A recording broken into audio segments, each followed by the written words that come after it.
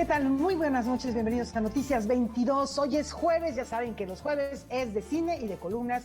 En cine, Michelle Franco, Nuevo Orden, Matt Dillon y el Gran Fellove, entre otras cosas que nos ha preparado Julio López, a quien tendremos en vivo en unos minutos más. Y también tenemos columnas con Roberto Frías y La Región y Jasmina Barrera, que estrenamos ya como colaboradora, lo cual nos da un enorme gusto aquí en Noticias 22. ¿Cómo estás, Rafael García Villegas? Güemán Sin Rodríguez, ¿qué tal, Güemán?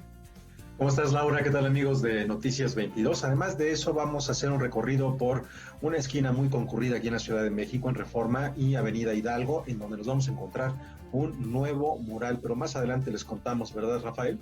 Así es, mi estimado Güeman, ¿cómo estás? Hola, Laura Regis, amigos del auditorio, qué placer que nos acompañen esta noche. Y vamos a arrancar con algo que ya les anticipábamos el día de ayer, esta colaboración de la Secretaría de Cultura con la Secretaría de Economía, que ponen en marcha Mujer Exporta MX, una iniciativa muy interesante con la que se busca ampliar las oportunidades de exportación para las empresarias de nuestro país. La Secretaría de Cultura del Gobierno de México participa en Mujer Exporta MX, una iniciativa del Gobierno federal que encabeza la Secretaría de Economía y que tiene el objetivo de impulsar que las micro, pequeñas y medianas empresas mexicanas exporten sus productos al norte de América en el marco del TEMEC.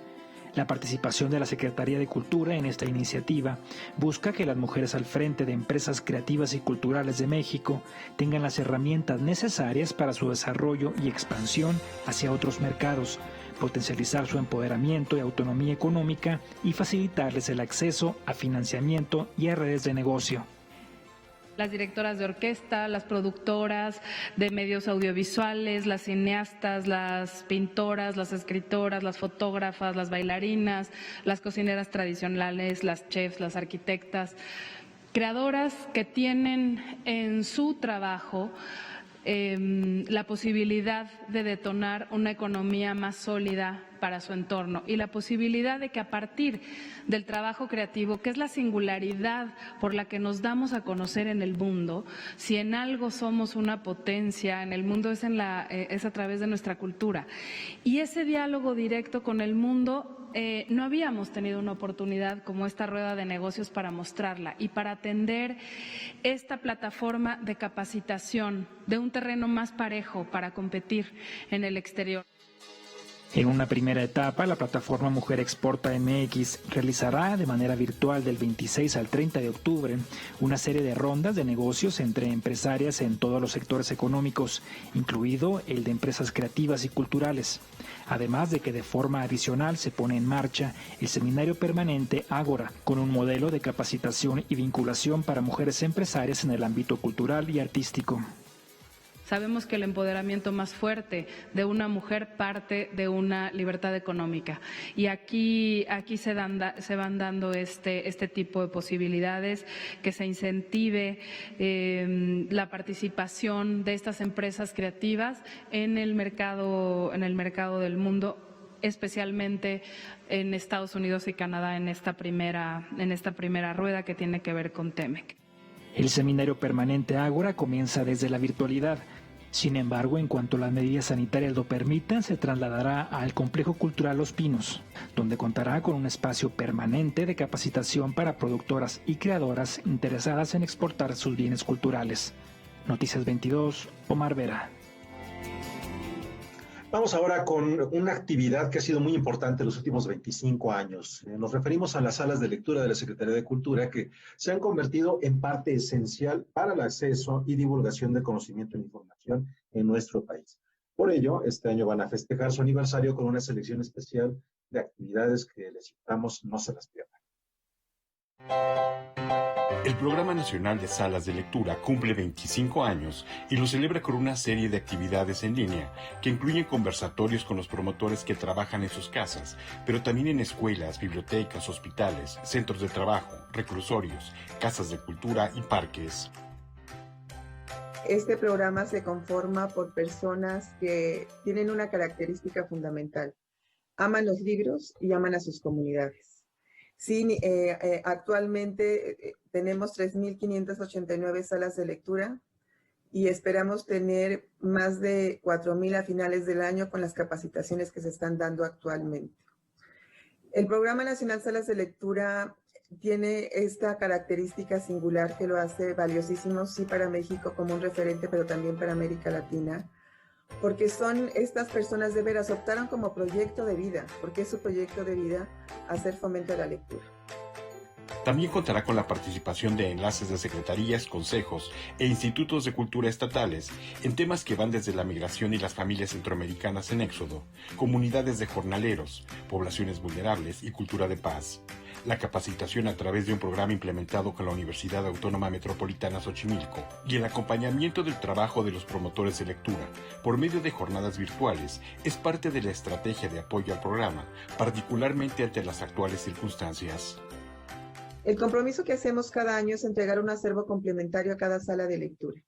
Este año lo estamos cubriendo y vamos a terminar de hacerlo con las 32 entidades. El reto es presupuestal, evidentemente, pero el reto también es de organización. O sea, esta propuesta de que tejamos en los territorios redes de salas de lectura implica visibilizarlas, implica cobijarlas desde los municipios, cobijarlas desde los gobiernos de los estados y cobijarlas a nivel federal. Otra de las líneas de acción del Programa Nacional de Salas de Lectura tiene que ver con la integración de los saberes y productos culturales que se generan dentro de esos espacios. Sofía Trejo destaca el caso de una sala en Nayarit, en donde se han elaborado libros artesanales. Para esa sala de lectura que está en un pueblo originario, la idea es que hagamos compilaciones desde lo que se cree en las salas de lectura. Desde sus referentes culturales, sus cosmovisiones, sus leyendas, sus referentes orales importantes que ellos mismos han traducido a libros artesanales, empezar nosotros a hacer compilaciones, antologías desde sus lenguas, desde sus realidades. Las actividades por el 25 aniversario del programa Salas de Lectura serán transmitidas a través de su página de Facebook, así como de las de Librerías Educal y del Fondo de Cultura Económica, desde el lunes 26 y hasta el viernes 30 de octubre. Noticias 22, Víctor Gaspar. Y bueno, la Dirección General de Culturas Populares, Indígenas y Urbanas de la Secretaría de Cultura exhibe algunos de los textos que formaron parte del taller Chamaquili. Hoy con esta exposición que es de carácter virtual nos vamos a acercar a las posibilidades que brinda la palabra, la inclusión, la riqueza, la diversidad. Vamos a ver. A partir del taller Chamaquili, que se impartió con el apoyo del Consejo Nacional de Fomento Educativo, se logró reunir una serie de textos que hoy podemos conocer a través de una exposición virtual. ¿Qué es Chamaquili? Es un taller de creación literaria en lenguas indígenas para trabajar con niños indígenas. La premisa es, escribe. No importa cómo escribas, no importan las reglas ortográficas, no importa que no sea en papel, no importa que sea con tinta, si escribes con flores, si le pones nombre a los árboles, si escribes con piedras, si escribes con ceniza, si lo bordas, si lo tejes, no importa, escribe. De septiembre del año pasado hasta febrero del 2020 se impartieron 17 talleres de escritura creativa. Se capacitaron 1,116 docentes indígenas en 33 lenguas procedentes de 15 estados de la República, de 153 municipios y 463 localidades diferentes. Lo que queremos construir en conjunto, la posibilidad de una nueva generación que dé cuenta de que la escritura se lee y se escribe, y que lejos y contrario a esta afirmación discriminatoria que dice que las lenguas no se escriben, sí se escriben, ¿no? El resultado, como podemos ver en la exposición virtual Chamaquili, son cuadernos bellamente elaborados con textos breves hechos por niños y que nos hablan del fuego, la muerte, el trabajo voluntario y comunitario, los cargos en sus comunidades y otros temas. Con esto se busca fomentar la escritura, la expresión escrita, pero sobre todo, hacerles ver a los niños las posibilidades que brinda la palabra. Eso hay que decirles a las niñas y a los niños indígenas. Puedes ser astronauta, si quieres. Puedes ser filósofo, si quieres. Puedes ser escritor, pero para que eso suceda, tienes que empezar por un camino, y es obligación del Estado, entonces, dar todas las herramientas que a su vez devienen de derechos concernientes, ¿no? Consignados, escritos, signados por el Estado mexicano. Puedes ser lo que quieras, incluido ser escritor. Noticias 22, Alberto Aranda. Con esta invitación hacemos una pausa, tenemos más al volver.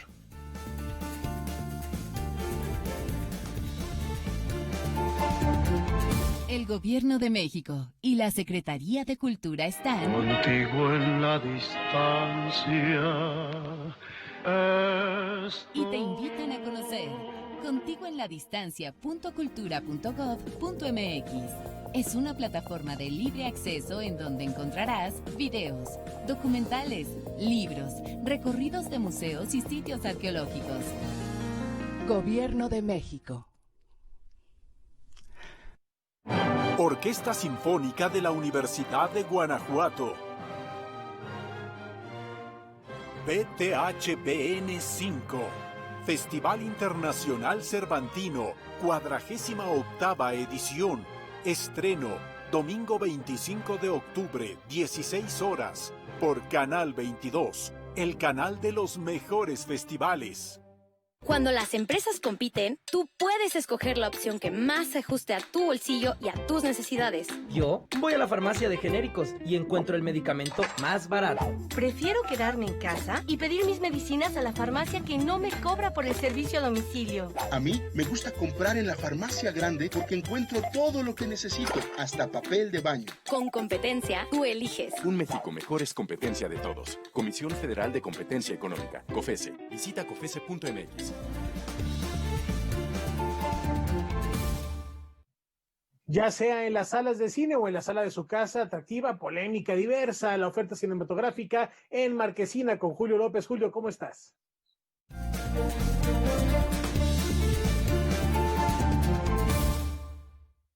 Rafa, Laura, Huemansin, amigos de Noticias 22, muy buenas noches. Pues sí, ya es jueves de cine y hoy llegó el día. Hoy llega a las salas cinematográficas la última película, la más reciente película de Michel Franco, Nuevo Orden. Hacía bastante tiempo que un filme mexicano no causaba tanto morbo, tanta polémica, ¿no? En redes sociales se han desatado guerras, ¿no? Algunos defendiendo la película, otros atacándola. Lo cierto es que muy pocas personas la han visto y bueno, yo les presento a continuación lo que nos cuenta el elenco de esta película respecto de este largometraje.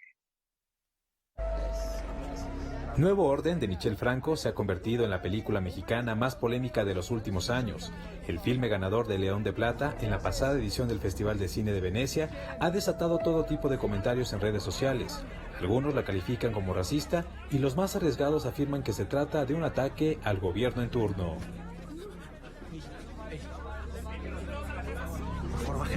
Creo que Michel trata de apegarse a esa realidad en la forma en la que está construida la sociedad hoy en día. Que es una sociedad racista, es una sociedad desigual, es una sociedad machista, y todos estos elementos están ahí estructuralmente hablando, que creo que se puede ver en la película, y creo que es la parte cruda que dice Nayan. Lo cierto es que esta no es la primera vez que el cineasta mexicano levanta pasiones por retratar una realidad diferente a la suya. En 2003 dirigió el cortometraje Así nos gusta vivir, donde culpa al ciudadano común de la corrupción que aqueja al país. Así es más probable que me vuelvan a robar. Ahora, en su más reciente película, muestra que esa corrupción ha alcanzado límites insospechados. Se intuye que las desigualdades sociales y económicas hacen estallar una revuelta en la Ciudad de México. Le dije, ¿por qué quieres hacer esta película? Y me dijo, porque la gente vive en una burbuja y es importante que se exponga, que se rompa esa burbuja, que se exponga y vea las miles de otras realidades que existen, no solo en nuestro país, pero en el mundo entero. El filme genera polémica porque hay demasiados huecos narrativos que llenar. No se sabe la situación política y social del país y no se sabe qué exigen los manifestantes que terminan armando la revuelta. El director nos presenta los hechos sin darnos el contexto. Por eso esta historia solo se percibe como una revolución de personas de bajos recursos y piel morena que matan a la élite de piel blanca. Necesito salir al hospital. No puede salir de su casa, señor. Regrese a su casa. Son todos estos tipos de violencias que maneja la película, que no es solo una violencia física, sino una violencia estructural y visual, que lo que dices, la pigmentocracia, claro que está y existe, y es un retrato eso, porque al final del día es así de violento y es así de... Y la película no defiende esas diferencias, al contrario, sí. las refleja, las pinta, y es muy cruda en esa pintura que hace, como lo es el cine de Michel desde siempre, pero no de ninguna manera lo está defendiendo, al contrario. Nuevo Orden es el filme más dinámico construido por Michel Franco. Por momentos sientes que estás en una película de acción. Lejos quedaron esas largas tomas fijas que abundan en sus trabajos anteriores, y todos los actores que participan encajan perfecto en el estereotipo de ricos y pobres. Noticias 22, Julio López. Bueno, pues ahí lo tienen. Usted tiene la última palabra. Usted decidirá si va a ver o no esta película de Michel Franco, ¿no? Sin lugar a dudas, es la más comentada del momento. Faltan 6 días para que arranque la 18ª edición del Festival Internacional de Cine de Morelia, pero ya hay algunas actividades. El director y actor Matt Dillon va a presentar El Gran Feyobe, un documental que la verdad no tiene ningún desperdicio. Los invito a ver de qué se trata. First day I met Feyobe was when the band was rehearsing for the record. Tuvieron que pasar más de 2 décadas para que el documental El Gran Feyobe viera la luz. El actor y director Matt Dillon hace un recorrido por la música cubana de los años 50 para rendir homenaje a este músico que tocó la cima de su carrera cuando migró a México.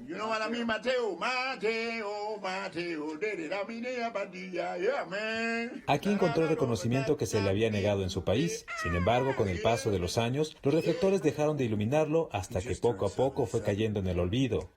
En el año 1999, Francisco Feyobe Valdés vivía el ocaso de su carrera cuando el productor Joey Altruda le propuso hacer un disco que marcaría su regreso. El proceso creativo fue registrado en video por Matt Dillon. Lo que fue muy hermoso fue poder darle una voz a la gente que estuvo ahí, que experimentó ese momento, los cubanos que básicamente eran exiliados en México y lo que significó para ellos estar ahí, y a los músicos mexicanos que trabajaron junto con estos músicos cubanos. México es también protagonista de esta historia, el país que arropa al extranjero. Los cubanos llegaron en desbandada y se afincaron en las calles del centro histórico. Eran queridos y respetados. Aquí su color de piel no representaba una diferencia. Alfredo Chocolate Armenteros y Dandy Beltrán son solo algunas de las figuras que dan testimonio en este trabajo. El mismo Dandy Beltrán le contó a Matt Dillon que fue gracias a Tintán que él y Zamorita llegaron a nuestro país. Me contó una historia de Andy Beltrán de cómo estaba afuera de un club nocturno en Cuba. Era un cantante joven, estaba con Zamorita en Cuba y Tintán estaba ahí también. Y la persona en la puerta del club le dijo, sí, tú puedes entrar a Tintán, pero a Danny Zamorita no puede entrar debido al color de su piel, porque eran negros ellos. El Gran Feyobe es un documental construido capa sobre capa. Cada imagen de archivo, cada entrevista o cada pista musical no tiene desperdicio. Al centro, la vida de un hombre que se entregó a la música, que pensaba poco en el pasado y siempre miraba al futuro. Lo único que hay que lamentar es que Feyobe nunca vio terminado el documental y el disco que grabó en 1999 será lanzado hasta 2021. Yo decidí que era muy importante hacer una crónica, un documental de todo esto, de Feyobe, el trabajo con él, y no quería abandonar el proyecto. Así que puse mi propio dinero en la producción de este disco. Durante años después, me puse a hablar con mucha gente de muchas compañías disqueras. Y la gente no le interesaba mucho invertir dinero en un artista desconocido. El Gran Feyobe se presenta como parte de la programación de la 18ª edición del Festival Internacional de Cine de Morelia. Noticias 22, Julio López. Bueno, como saben, ayer se dio a conocer el fallecimiento del cineasta Paul Leduc. ¿No? Hace un par de meses tuvimos la oportunidad de entrevistarlo aquí en Noticias 22 y en esa ocasión me comentaba que lo que más quería es que sus películas se vieran. En su página de internet hay algunos trabajos que pues están a disposición de cualquier persona y aquí en Canal 22 justamente el fin de semana se va a presentar una de estas películas poco conocidas que desarrolló desde la animación. Vamos a ver de qué se trata. Nivada presenta Ekanías, hueca, hueca, clali, niani temolopa no mikilis, tewis no yol, La mejor manera de recordar al cineasta Paul Leduc es mostrando su trabajo. Este domingo, Canal 22 transmitirá La flauta de Bartolo y los animales, una película con la que incursionó en el mundo de la animación. Para el 98 me llamó por teléfono un buen día y me dijo: oiga, joven Cruz, quiero hacer un proyecto de animación muy sui generis y quiero ver si trabajamos juntos. Para mí obviamente fue un gran honor. Empezamos a trabajar con esta idea que tenía él de rescatar una figura prehispánica, darle vida y contar a la manera latinoamericana o mexicana la historia de la música. Yo no sé cuántos podrán imaginar a Paul en largas sesiones sentado frente a una computadora discutiendo si las cosas se mueven así o se mueven asado, si mejor esto o si mejor lo otro, enfrascándose en algunas discusiones algunas veces muy técnicas.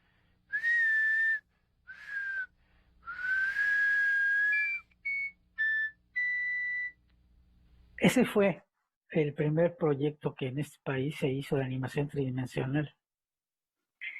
Había habido, pues nosotros habíamos tenido algunos intentos de otras cosas mucho más pequeñas, no una peliculita, y había habido pues los animales, que también era una cosa electrónica, pero no era animación tridimensional propiamente dicha, ¿no? Creo que quienes se beneficiaron mucho más felizmente de ese trabajo fue toda una generación de niños, hoy adultos con hijos, que pudieron asistir a la flauta de Bartolo y aprender un poco o divertirse un poco con la música en las escuelas primarias y en las escuelas secundarias. La cara de Paul que nosotros conocimos y el ánimo de Paul que nosotros conocimos, por fortuna, fue siempre de un gran espíritu crítico, un gran humor negro, siempre una gran alegría, aún en los más amargos momentos, pues tanto que vivimos en el país como de la chamba misma.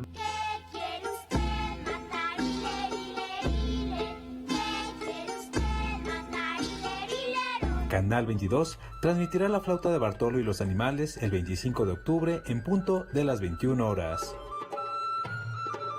Noticias 22, Julio López. Bueno, cabe mencionar que inmediatamente después de que termine La flauta de Bartolo y los animales, se presentará el último largometraje dirigido por Paul Leduc, Cobrador, así que también no se despeguen de la pantalla de Canal 22. Y si tienen curiosidad de conocer más allá de estas dos películas, del trabajo del cineasta Paul Leduc, también pueden visitar su página de internet, www.paulleduc.mx. Ahí hay 10 películas que están completamente libres. También encontrarán reseñas de la época cuando se estrenaron cada uno de sus trabajos, así que es una oportunidad de ver más allá de este cineasta. Regreso contigo, mi querido Butanzi. No, pues es una oferta muy, muy interesante, Julio, porque tal vez no lo sepa mucha gente, pero Paul Leduc continuó trabajando en buena parte de sus archivos durante todo el tiempo, recabando algunas imágenes, recabando algunos proyectos. Nunca paró de revisar aquello que había hecho, y es una página bien interesante esta que recomiendas. Gracias, Julio, y nos vemos muy pronto. Vamos nosotros aquí en Noticias 22 a hacer una pausa con la invitación que hacemos todos los días al término de este espacio informativo. Quédese con nosotros aquí en esta señal, porque Jacaranda Correa en Debate 22 desmenuzará el caso Wallace en compañía de la mamá de Brenda Quevedo Cruz y el periodista Pepe Reveles. No se lo pierda, Debate 22 al término de este espacio informativo. Con esto hacemos una pausa, volvemos con más información.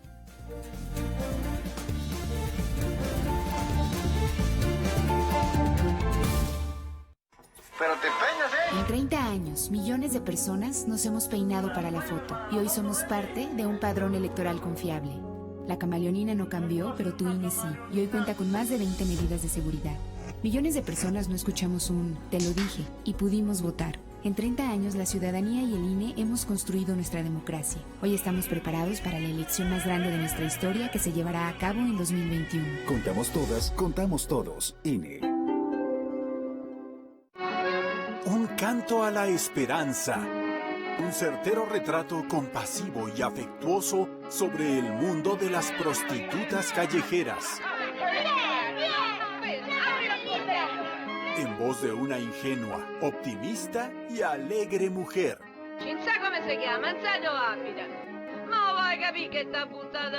Las noches de Cavidia, recordando a Federico Fellini. Cinema 22, muestra internacional de cine de la Cineteca Nacional. Viernes, 22 horas. Si se tomara un solo peso de cada uno de los 296 millones de boletos de cine vendidos el año pasado, y si se cobrara el impuesto referido en los papeles de Panamá, se cubriría el monto de la inversión máxima permitida en cine para apoyar 50 largometrajes. Si se llega a hablar de recortes presupuestales, allá hay un camino explorable.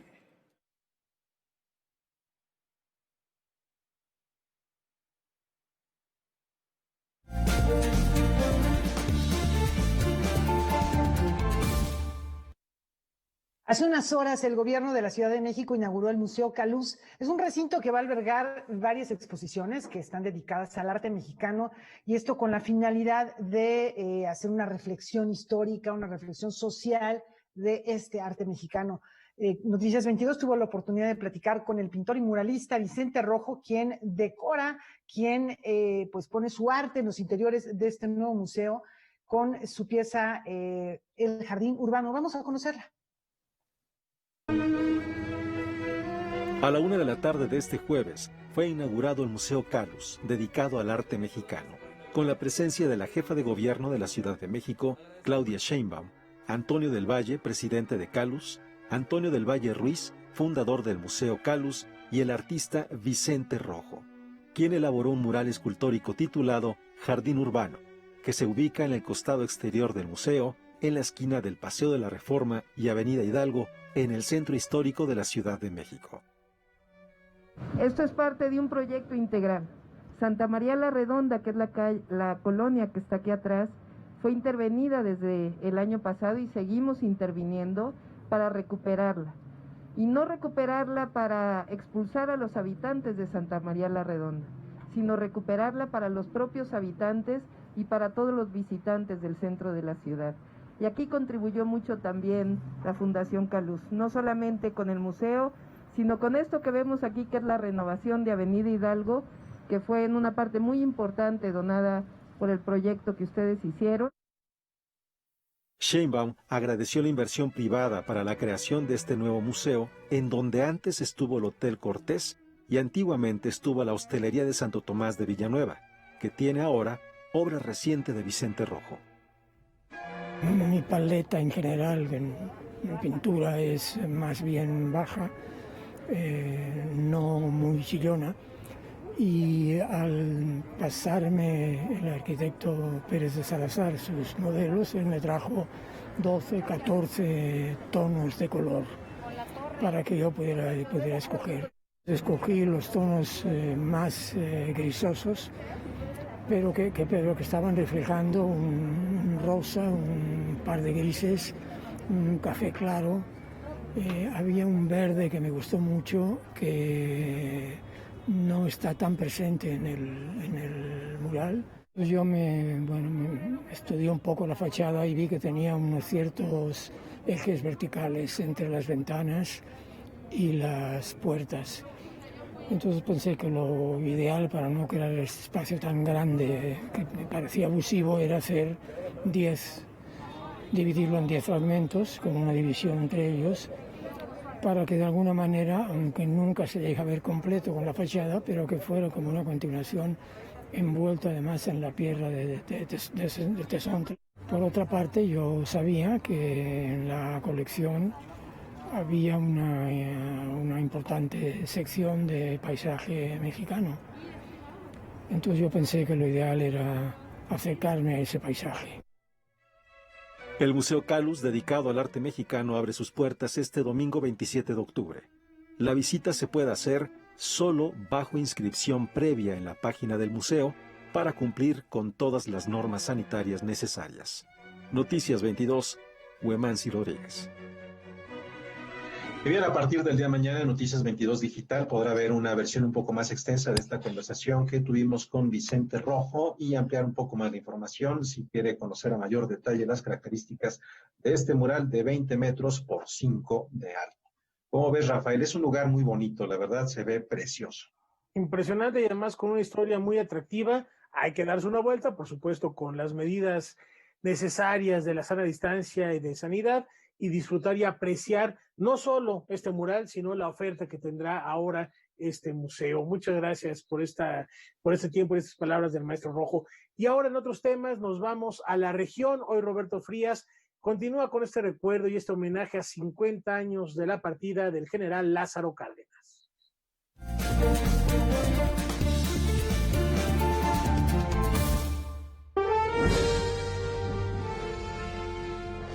Se cumplen 50 años de la muerte del general Lázaro Cárdenas, quien fuera para pronta referencia presidente de México, pero que en realidad fue mucho más que eso. Cárdenas fue también un joven presidente de 39 años y el penúltimo general de la Revolución Mexicana que tomara asiento en la silla presidencial. Él mismo se encargó de cerrar una puerta de continuidad de los generales en el Ejecutivo cuando se enfrentó a Plutarco Elías Calles y restituyó la autonomía de la presidencia.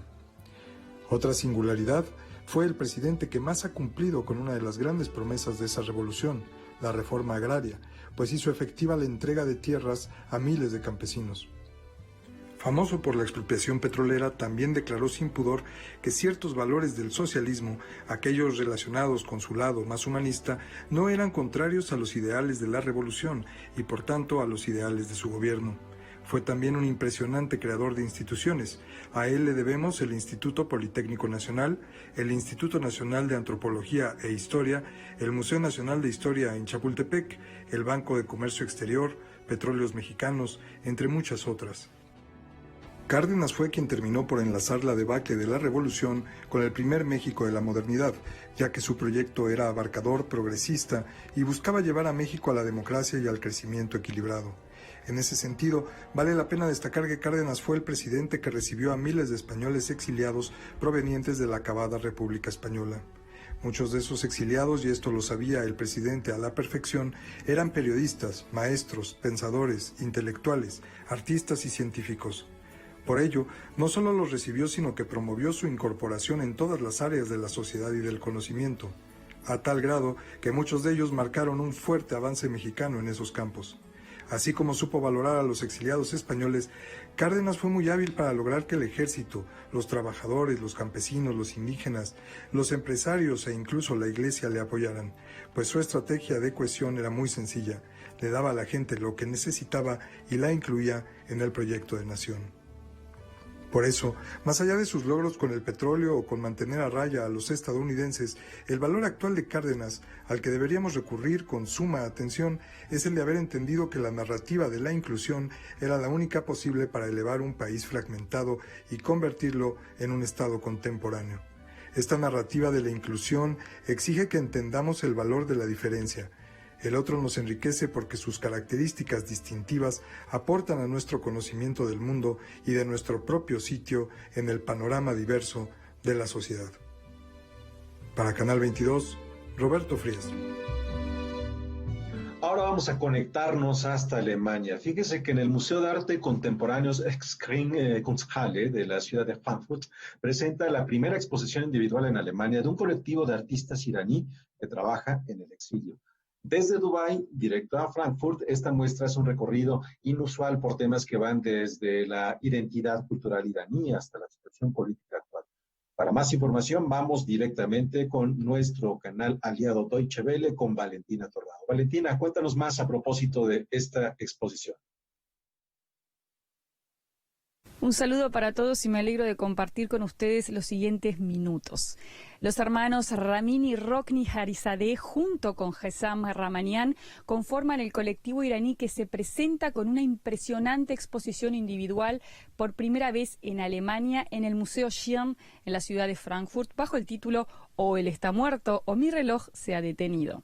Se trata de una intervención de carácter inmersiva que conquista cada rincón de la superficie en una de las grandes naves del museo.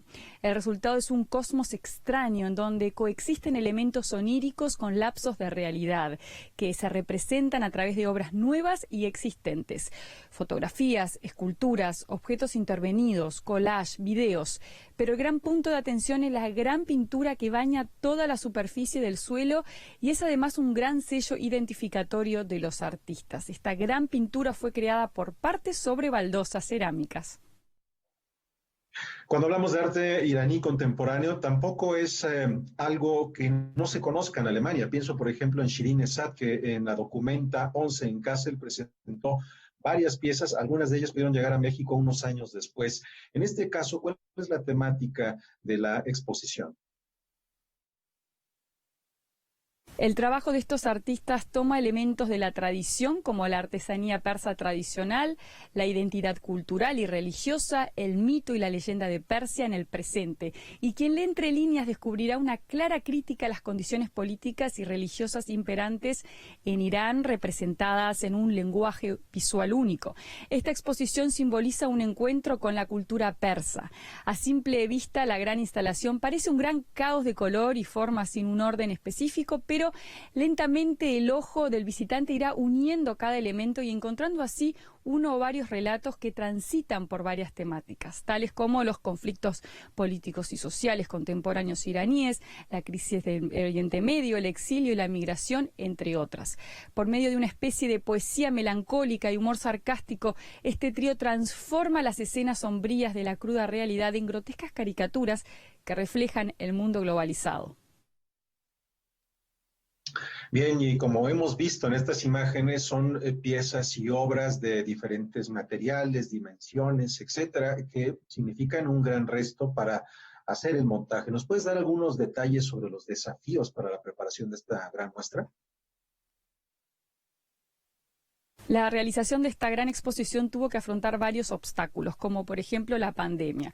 La inauguración planeada para mayo de este año tuvo que cancelarse, postergándose para el mes de septiembre. Además, su organización y producción fue muy compleja. La curadora Martina Beinhardt tuvo que realizar la curaduría de manera virtual a través de su teléfono. A eso se le suma la difícil burocracia para conseguir las visas de viaje para los artistas. Ellos solo pudieron viajar una vez a Frankfurt a conocer el espacio y toda la muestra la realizaron desde Dubái y fue trasladada por completo en un contenedor por barco hacia Alemania. Los artistas viven y trabajan desde el año 2009 en Dubái.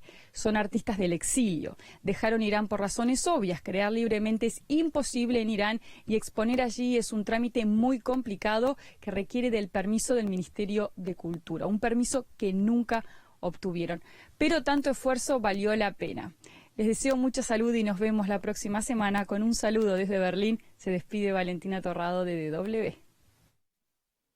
Muchísimas gracias, Valentina. Pues habrá que darse una vuelta ya a Frankfurt, a Screenkunsthalle, porque la verdad llama mucho la atención esta exposición. ¿No te parece, Laura? Pues sí, la verdad que ganas de estar ahí. Es un periplo muy interesante y la posibilidad de estos artistas de exponer en una sala tan valorada por los alemanes y bueno, pues con tanto prestigio mundial, yo creo que es interesante. Y si no podemos ir allá, Wemansin, bueno, del oeste de Alemania nos vamos ahora al centro norte de la República Mexicana, específicamente a la capital de Zacatecas, porque bueno, han estado abriendo muchos centros, muchos espacios. Vamos a ver cuáles son los recintos culturales que ya reactivan sus funciones por allá. Zacatecas, ciudad considerada Patrimonio de la Humanidad por la UNESCO, comenzó la reapertura de espacios culturales. Desde el viernes 9 de octubre, el Museo de Arte Abstracto Manuel Felgueres, el Museo Pedro Coronel y el Museo Zacatecano reabrieron sus puertas al público de manera parcial. Cada museo aprovechó este periodo de la contingencia para hacer una revisión de los acervos, el estado de las colecciones, actualizar cédulas, hacer incluso alguna redistribución de los guiones museográficos, y también se capacitó al personal para atender esta nueva situación. Se implementaron protocolos especiales diseñados en conjunto con la Secretaría de Salud y la Secretaría de Cultura para la reapertura de estos espacios, como el uso obligatorio de cubrebocas, toma de temperatura, uso de gel antibacterial y un aforo reducido al 30%. Además, estos recintos solo estarán abiertos al público de las 11 de la mañana a las 3 de la tarde, viernes, sábados y domingos. Sí es importante que no se asista con niños menores de 12 años, que no asistan con adultos mayores de 60. Esto es mientras estamos en semáforo naranja. Ahora el Instituto Zacatecano de Cultura Ramón López Velarde se prepara para recibir el Festival de Blues y Jazz, que se realizará de manera presencial. Noticias 22, Julio López. Bueno, y a propósito de jazz y de reactivación de centros culturales, aprovechamos para enviar un fuerte abrazo a nuestro querido amigo Pablo Prieto, porque nos informa que el 5 Jazz Club reabre sus puertas al público con un homenaje especial dedicado a los 100 años del natalicio de Charlie Parker. Por supuesto, estará Pablo Prieto y el colectivo Jazz for All. Y la cita es mañana viernes 23 de octubre a las 8 de la noche. Para más información pueden seguir la página de Facebook del 5 Jazz Club, que aparece en pantalla, por supuesto, siguiendo todas las medidas sanitarias para poder disfrutar con responsabilidad de este gran concierto. Vamos a una pausa y ya volvemos.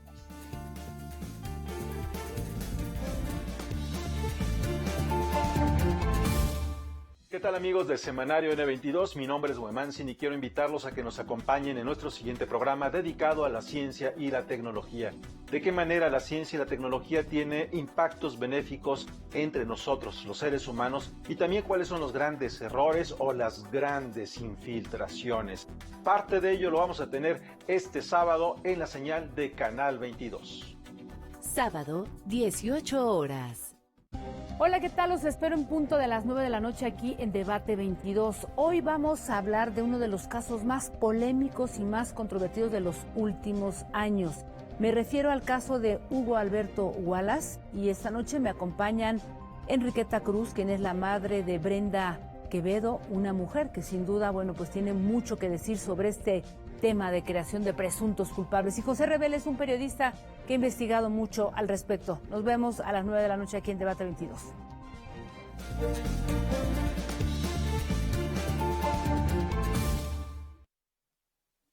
Continuamos aquí en Noticias 22, con el fin de mostrar la cultura alimentaria de México y la importancia del buen comer.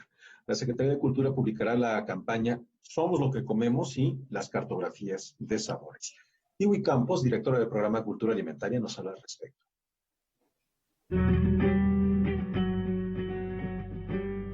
Rescatar la cocina tradicional, el valor de la milpa como cultivo sustentable y del maíz como semilla histórica son parte de los objetivos de las iniciativas Cartografía de Sabores y la campaña Somos lo que comemos, que impulsa la Secretaría de Cultura como parte del Grupo Intersecretarial de Salud, Alimentación, Medio Ambiente y Competitividad.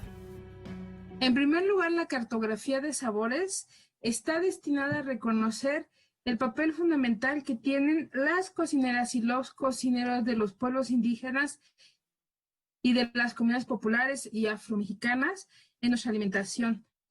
Y la campaña Somos lo que comemos, que nace después de estas cartografías de sabores, es la intención que a partir de reflexiones breves pero muy profundas, que la gente valore lo que la alimentación local nos ha dado.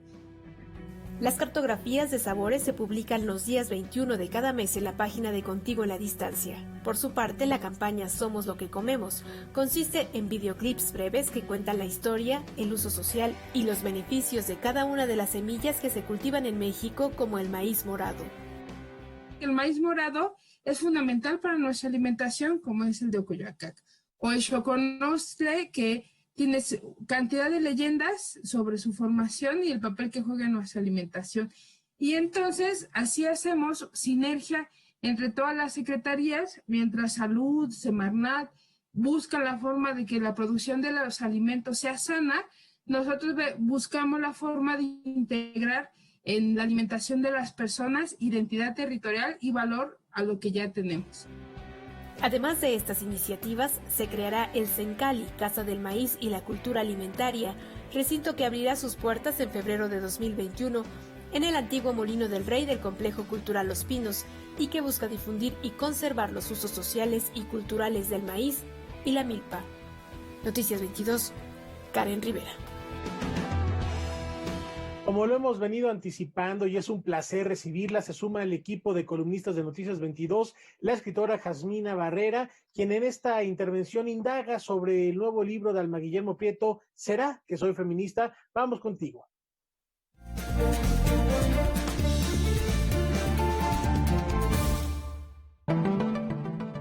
Saludos al auditorio de Canal 22, soy Jasmina Barrera y hoy quiero recomendarles este libro de la escritora, periodista y bailarina Alma Guillermo Prieto, que se llama ¿Será que soy feminista? Y publicó la editorial Random House. Este es un libro entrañable, con una escritura transparente y muy genuina que de inmediato da la sensación de cercanía y honestidad.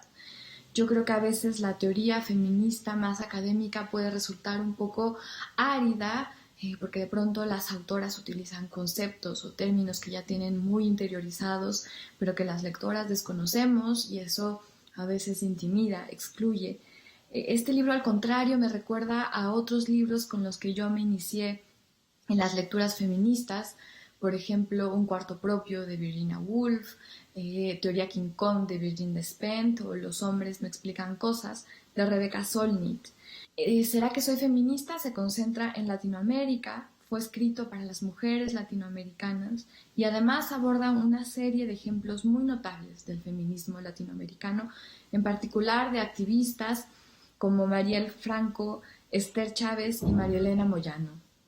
¿Será que soy feminista? Aborda las tensiones que existen entre el feminismo y otras luchas sociales, como la del comunismo, el socialismo o el ambientalismo, y se pregunta qué lugar tiene el feminismo hoy cuando el cambio climático es una amenaza contundente para la supervivencia de nuestra especie. En el libro, Alma se declara partidaria del movimiento Me Too, aunque es escéptica del papel de las redes sociales que han hecho posible que personajes de ultraderecha como Donald Trump y Jair Bolsonaro se encuentren en los puestos de poder que hoy día ocupan. Este es un libro dinámico, lleno de preguntas que invitan a la reflexión y el cuestionamiento, con muy buen sentido del humor. En suma, un libro muy disfrutable y que recomiendo ampliamente. Bueno, después de estas palabras, de estas consideraciones de Jasmina Barrera, inmediatamente, si no lo han hecho, a buscar el libro de Alma Guillermo Prieto, ¿Será que soy feminista? Una lectura pues interesante para estos tiempos. Hemos venido viendo los movimientos feministas justo en esta confluencia con la pandemia. Hubo varias manifestaciones multitudinarias en varias ciudades, en diversas ciudades de la República Mexicana, y es un tema que está sobre la mesa y que no se va a salir de ahí hasta que logremos resolver todos estos conflictos que tienen que ver con la sociedad contemporánea. Y les vamos a platicar que hasta el 7 de noviembre el Centro de Cultura Digital va a albergar las obras del Festival Internacional de Danza para la Pantalla, Movimiento en Movimiento número 9. A continuación les decimos cómo tener acceso a todos estos contenidos. Se inauguró vía online el 9º Festival Internacional de Danza para la Pantalla, Movimiento en Movimiento, en el que participarán 26 obras audiovisuales que emergen del cine, la danza y la experimentación para reflexionar desde la literatura, la filosofía y la diversidad sobre la identidad corporal. Movimiento en Movimiento se dedica a obras audiovisuales alrededor del cuerpo y nos gusta mucho decir, son piezas audiovisuales sin clasificarles a veces, que todas las personas preguntan, ¿pero es videoarte? ¿Pero es experimentación? ¿Pero es cine experimental? Entonces, bueno. La programación se dividirá en 5 temas: tiempo detenido, tremendistas, preguntas sin respuestas, identidad corporal, así como la humanidad y sus evidencias corporales. El último programa es el premio Movimiento en Movimiento. que ya tenemos también 3 años dando un premio, una remuneración económica al primer lugar mexicano y primer lugar internacional. Se transmitirán performance en vivo y a través de la revista Mob a Mob, en el que colaboraron Guillermo Fadanelli, Karina Sosa, Minori León y las curadoras Yolanda Guadarrama, Nayeli Benumea y Lucitzel Pedroso, ofrecen pistas sobre las obras y artistas que participarán en este encuentro que se celebrará hasta el 7 de noviembre. El festival está hospedado en el Centro de Cultura Digital. Ellos están inaugurando, ya inauguraron hace un par de semanas, su zona hipermedial, que es una zona de eventos online como este que vamos a tener ahí. Para entrar al evento hay que registrarse para poder chatear y para ver las obras que van a estar ahí gratuitamente del 19 de octubre al 7 de noviembre. Noticias 22, Óscar Cortés.